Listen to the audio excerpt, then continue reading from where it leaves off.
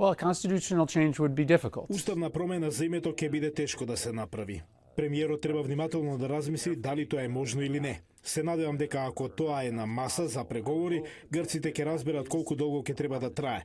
Сенаторот Крис Марфи, кој викендов беше во посета на Македонија, вели дека се надева оти согласноста на Македонија да го промени името за надворешни цели ќе биде доволно за Грција да го тргне ветото за влез во НАТО, а дури потоа да очекува да се направи внимателна промена на уставот.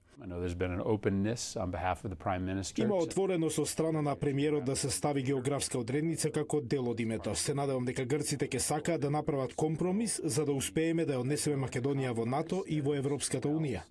Тој нагласува дека Македонија треба да влезе во НАТО за да не биде мета на Русија, која вели тој јасно кажала дека ќе се обиде да ја повреди државата ако продолжи со процесот за зачленување во алијансата.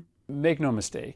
Не правите грешка. Она што русите сакаат е Македонија да остане надвор од НАТО и од Европската унија и да биде економски неразвиена, така што тие ќе дојдат и ќе се обидат да ја спасат. Сенаторот ја истакна поддршката на САД да се направат финалните промени за решавање на спорот и најави дека има многу републиканци и демократи кои ќе помогнат да се постигне оваа цел.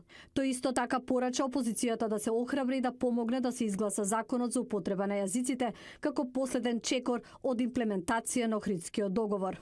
Законот денес повторно е ставен на разгледување пред пратениците во собранието.